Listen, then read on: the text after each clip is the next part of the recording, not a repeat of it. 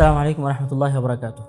আলহামদুলিল্লাহি ওয়াহদাহু ওয়াসসালাতু ওয়াসসালামু আলা মান লা নাবিয়্যা বা'দা আম্মা বা'দ। আত্মসম্মান অথবা সেলফ রেসপেক্ট এটা মানুষের জন্য অনেক বেশি গুরুত্বপূর্ণ। এই কারণে ইসলাম মানুষের জীবনের যে সমস্ত বিষয়গুলোতে অনেক বেশি গুরুত্ব দিয়েছে তার মধ্যে সবচেয়ে বেশি ইসলাম যে জিনিসটিতে গুরুত্ব দিয়েছে সেটা হচ্ছে মানুষের আত্মসম্মান বোধ।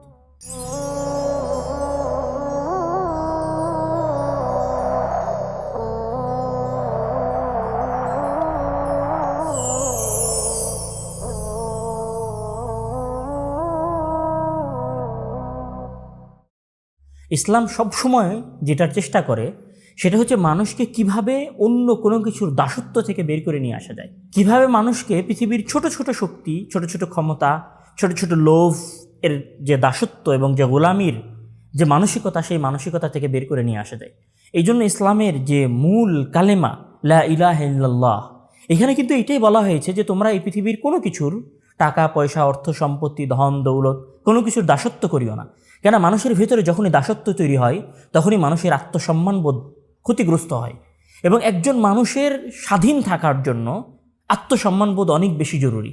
আর স্বাধীন থাকা জরুরি কেন? স্বাধীন থাকা জরুরি হচ্ছে মহান আল্লাহ তাআলার ইবাদত করার জন্য। এবং মহান আল্লাহ তাআলা এই দুনিয়ার কোনো কিছুর সামনে ঝুঁকে যাওয়াকে দাসত্ব গ্রহণ করা হিসেবেই উল্লেখ করেছেন। যেমন আল্লাহ তাআলা বলছেন যে মান ইত্তাখাযা ইলাহাহু হাওয়া, যে ব্যক্তি তার প্রবৃত্তিকে মানে নিজের মনের কামনা এবং আশার দাস হয়ে গেছে। অর্থাৎ একজন মানুষ তার নিজের মনের যে বাসনা, নিজের ভেতরের যে প্রবৃত্তি, সেটারও মানুষ দাস হতে পারে।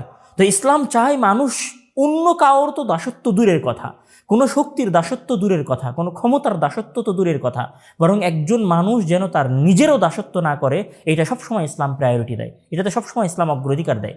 আর এই অন্য কোনো কিছুর দাসত্ব থেকে মুক্ত করার সবচেয়ে বড় মাধ্যম এবং সবচেয়ে বড় ওসিলাগুলোর একটা ওসিলা হচ্ছে রমাজান মাসের সিয়াম। কেন? আমরা এই আলোচনাগুলো এর আগেও কয়েকবার করেছি। কেন এটা সবচেয়ে বড় মাধ্যমগুলোর একটা মাধ্যম যেটা মানুষকে দাসত্ব থেকে মুক্তি দেয়? কেননা এখানে সর্বপ্রথম আমরা আজকে মানুষ যে 2টা টাকা আত্মসাৎ করে, আজকে মানুষ যে 2টা মিথ্যা কথা বলে। কেন মিথ্যা কথা বলে? 2টা টাকা ইনকামের জন্য, ব্যবসায় একটু লাভ করার জন্য। এই যে আজকে আমাদের ব্যবসায়ীরা অধিক চড়া মূল্যে দোকানে নিজের জিনিসপাতি বিক্রি করছে, আমাদের ব্যবসায়ীরা অধিক দামে পণ্য বিক্রি করার জন্য গুদামজাত করে রেখেছিল যেন রমজান মাসে বেশি দামে বিক্রি করতে পারে। আমাদের যারা হাজার হাজার কোটি টাকার মালিক, তারাও এই জিনিসটা করছে। কেন? একটু বেশি টাকা ইনকাম করার জন্য। এই বেশি টাকাটা কেন? নিজের জন্য, নিজের পেটের খাবারের জন্য। ইসলাম কি শিক্ষা দেয় রমজান মাসে? ইসলাম শিক্ষা দেয় যে তুমি তোমার যে পেটের দাসত্ব করছিলা, তুমি যে তোমার ক্ষুধার দাসত্ব করছিলা, দাসত্বের যেটা সবচেয়ে স্টার্টিং পয়েন্ট, সেইখান থেকে যেন তোমাকে মুক্ত করা যায়। সেই জন্য ইসলাম সিয়ামকে নিয়ে এসেছে যেন সর্বপ্রথম মানুষ তার ক্ষুধার দাসত্ব থেকে মুক্তি পায়। দ্বিতীয়ত এখানে যে জিনিসটা আছে সেটা হচ্ছে মানুষ নিজে উপার্জন করে কিন্তু আরেকজনকে দিতে চায় না। দাসত্ব করে তো উপার্জন করে সেটা আবার নিজের কাছে ধরে রাখতে চায়। তো ইসলাম কি বলছে?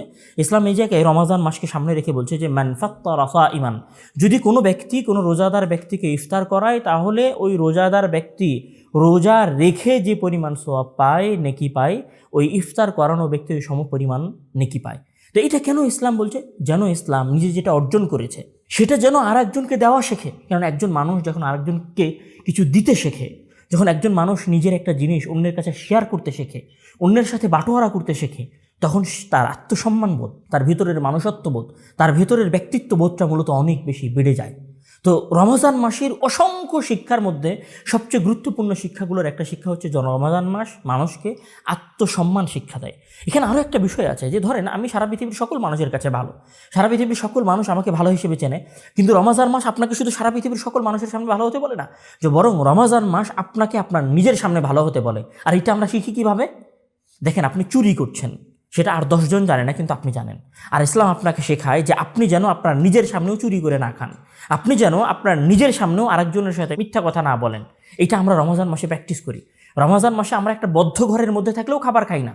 এটা কি? এটা হচ্ছে নিজেকে ধোঁকা না দেওয়া, নিজেকে সম্মান দেওয়া, নিজের চোখের সামনে নিজের আত্মসম্মান বোধ যেন না পড়ে যায়, না কমে যায়, সেটারও ইসলাম চেষ্টা করেছে।